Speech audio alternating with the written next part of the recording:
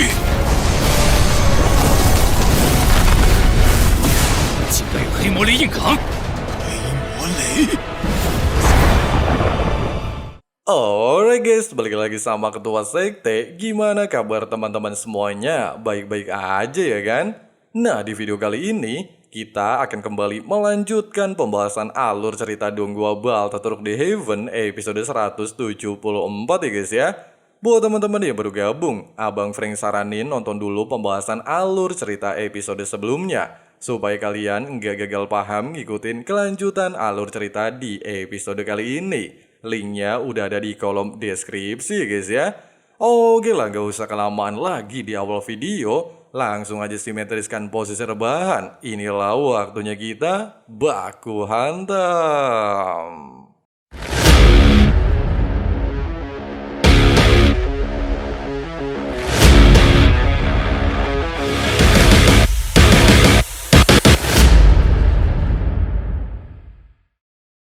Pertandingan sengit antara Xiaoyan melawan Patua Hao jelas menggemparkan beberapa tetua pagoda kecil. Meskipun kedua tetua ini beranggapan jika Xiaoyan bukan orang biasa, namun tetua lain juga mengucilkan kemampuan Xiaoyan dan belum tentu mengalahkan Patua Hao. Di sisi lain, sambil meratapi wajah Yao Chen, Patua Bangka justru berambisi untuk memalukan murid kesayangannya di hadapan semua orang. Sementara Yao Chen hanya berharap jika Xiaoyan bisa memenangkan pertandingan, di mana posisi tetua pagoda kecil sangat berharga untuk aliansi. Tidak berselang lama, sesuai aturan yang sudah dijelaskan sebelumnya, tetua Lin Mo lantas membebaskan kedua peserta mengambil semua bahan obat di pagoda pil kecil. Dengan begitulah mereka bisa membuat pil. 备好了，那便开始吧。没见过世面的小辈，小丹塔简直就是另一方丹界。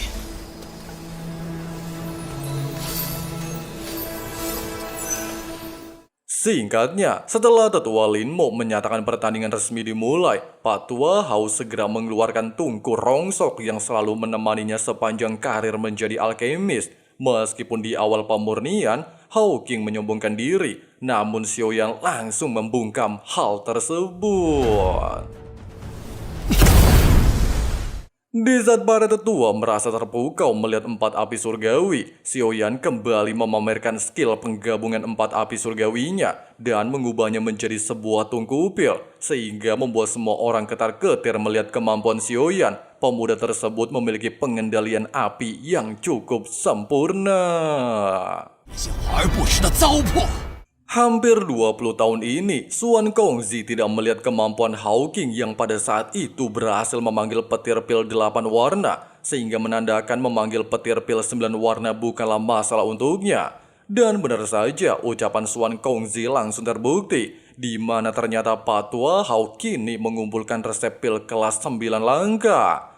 Kejadian barusan jelas membuat Yao Chen mencemaskan Xiaoyan. Pasalnya resep pil kelas 9 yang pernah diajarkan untuk sang murid hanya 2, serta berada di kelas rendah dan kemungkinan tidak berguna untuk Xiaoyan. Di sisi lain, menyadari tungku pil sudah ready, Hao King terlihat memasukkan berbagai bahan obat ke dalam tungku, sementara Xiaoyan justru mengeluarkan pil bodhisattva, sehingga Xuan Kongzi beranggapan kalau Xiaoyan berniat membuat pil bodhisattva. Namun jika dimurnikan sampai tingkat tertinggi sekalipun, persentase kemenangannya sangatlah kecil. Dan ternyata...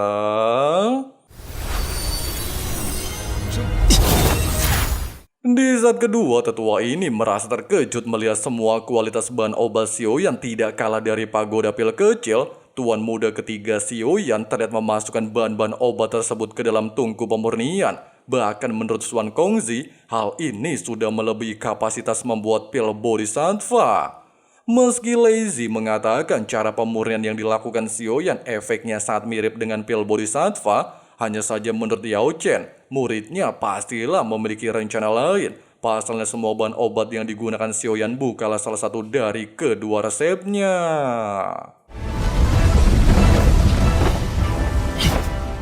Sementara itu, mengingat dirinya selama puluhan tahun selalu berada di pagoda kecil siang dan malam untuk mempelajari resep pil obat, Pak Tua Hao memiliki ambisi untuk mengalahkan Yao Chen di masa depan. Tapi dikarenakan Yao Chen tidak ikut serta dalam perebutan tetua, maka Hao King berjanji akan mengalahkan Xiaoyan.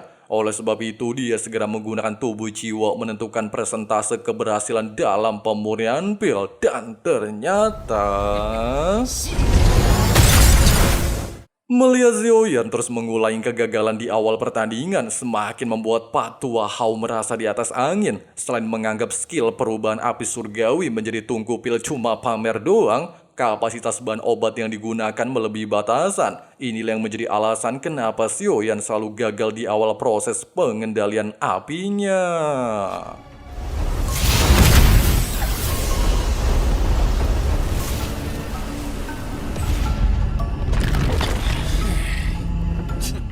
Desa Xiaoyan kembali mengulangi kesalahan yang sama. Suan Kongzi justru merasa kagum Pak Tua Hao berhasil membentuk pil dalam waktu 3 hari. Terlebih lagi jika tidak salah menebak, pil yang disempurnakan Hao King adalah pil murni iblis api dan memanggil petir pil 9 warna. Perkataan barusan jelas membuat Yao Chen terpukau melihat peningkatan pemurnian Hao King.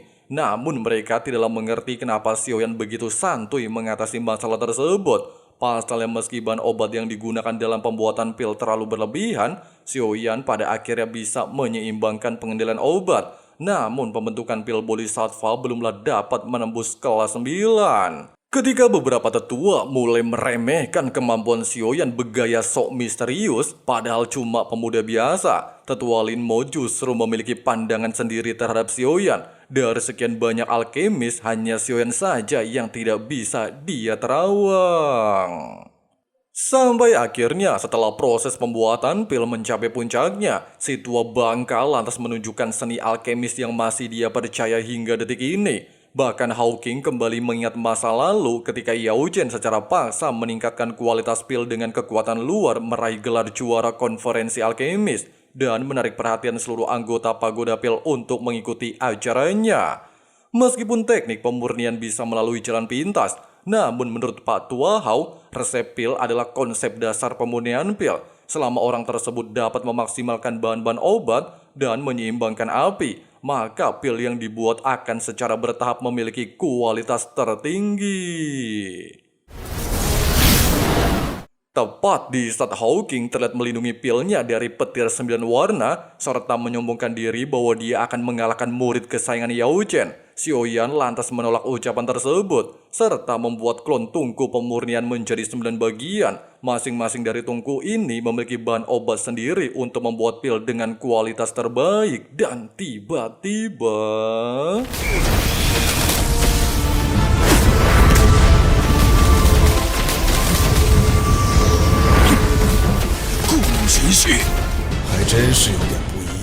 Kejadian barusan jelas menggemparkan semua orang. Mereka tidak mengerti apa yang sebenarnya dilakukan Xiaoyan. Sementara Pak Tua Hao justru ketar-ketir ngelihat naga api Xiaoyan, sehingga dia mencoba untuk menyempurnakan pil buatannya. Serta Tuan Muda Xiaoyan segera mempercepat pembentukan naga api menjadi sebuah pil. Suan Kongzi menjelaskan pengendalian yang digunakan adalah metode pembentukan esensi untuk mempertahankan kualitas pil, sehingga dia langsung menanyakan apakah Yao Chen mengajarkan Xiaoyan tentang kemampuan tersebut. Sambil menepis anggapan Kongzi, Yao Chen lantas mengatakan membentuk esensi dan mempertahankan pil membutuhkan kemampuan cukup dalam hal pengendalian api ataupun kekuatan jiwa. Itulah yang menjadi alasan kenapa Yao Chen tidak berani mengambil resiko dan Xiaoyan belajar sendiri tanpa guru. Tepat di momen ini, ketika kedua tetua pagoda kecil merasa terpukau melihat bakat Xiaoyan, petir iblis hitam telah muncul di area pertandingan, sehingga mengharuskan Xiaoyan berjuang keras untuk mempertahankan kualitas pil buatannya dari petir tersebut.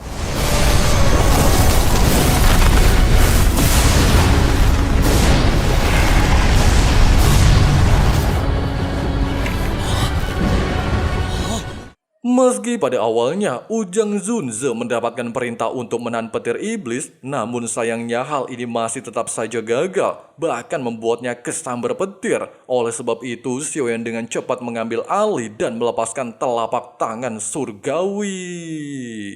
竟然有黑魔雷硬扛！ 黑魔雷， Tetua Agung Lin Mo lantas mengatakan Xiaoyan telah mencapai ranah Doseng bintang 1 sehingga bukanlah masalah serius jika harus melawan petir iblis. Perkataan barusan jelas mengejutkan semua tetua. Dia justru meminta pendapat bagaimana jika Xiaoyan keluar sebagai pemenang. Meskipun hal ini sempat memancing kemarahan 4 tetua, namun pada dasarnya pagoda kecil menanamkan sikap netral kepada seorang pemenang dan tidak boleh melanggar aturan yang sudah ditetapkan sejak berdirinya pagoda kecil. Di waktu bersamaan, dengan pemahaman Xiaoyan luar biasa hebat, serta berhasil menahan petir iblis, proses pembuatan pil akhirnya berjalan cukup sempurna. 九品丹药引来的丹雷， Di saat Yao Chen merasa kagum dengan bakat Xiaoyan tidak mengalami luka sedikit pun melewati badai energi petir iblis, Xuan Kongzi menegaskan bahwa Xiaoyan memanglah pantas mendapatkan gelar ahli doseng. Sementara itu, menyadari esensi pembentukan pil dapat berubah bentuk manusia sama persis mirip Xiaoyan, Tuan Muda Klan Xiao secara paksa mengeluarkan api surgawi untuk menyelesaikan proses akhir. Tepat ketika semua orang menantikan pil buatan Xiaoyan, Aba Yao Chen lantas mengatakan dirinya hanya merasakan aroma pil Xiaoyan memiliki aroma pil bodhisattva tapi cuma sedikit. Namun kekuatannya lebih kuat beberapa kali lipat dari pil bodhisattva. 各自报一下锁链丹药。 Patua Hao lantas menjelaskan pil buatannya disebut pil murni iblis api kelas 8 dengan petir pil 9 warna. Pil sangat berguna untuk masar atribut api meningkatkan kekuatan bertarung. Sedangkan pil buatan Xiaoyan adalah pil pemulihan bodhisattva kelas 9. Pil ini juga memiliki peluang membantu seseorang menerobos banseng sebanyak 2 kali lipat. Sambil melakukan pengecekan dan mengetahui pil buatan Xiaoyan mengandung energi luar biasa edun jika dibandingkan pil murni iblis api Hawking, Tetua Agung lantas mengumumkan bahwa Xiaoyanlah keluar sebagai pemenang dan menjadi tetua pagoda pil. 你便是小丹塔的长老了。 谢灵大长老。 Keberhasilan Xiaoyan mengubur impiannya jelas menjadi pukulan telak bagi Patua Bongkok. Meski dia tidaklah pernah menduga Xiaoyan memiliki sifat keras kepala menantang petir iblis, namun Patua Hao tetaplah mengakui kekalahannya, sehingga dia berniat untuk pergi meninggalkan arena pertandingan. Tapi Yao Chen segera menghentikannya dan terlihat ngobrol santuy untuk saling memaafkan semua kesalahannya di masa lalu. 再来和你较量较量。 Wadidaw, seperti itulah pembahasan alur cerita Donggua series Balto Truk The Heaven episode 174-nya. Gimana guys menurut kalian? Bener-bener mirip banget ya kan sama spoiler Mimin yang udah dibuatkan. Dan jika kalian masih penasaran sama kelanjutan episode selanjutnya, bisa langsung cek spoiler BTTH ya guys ya.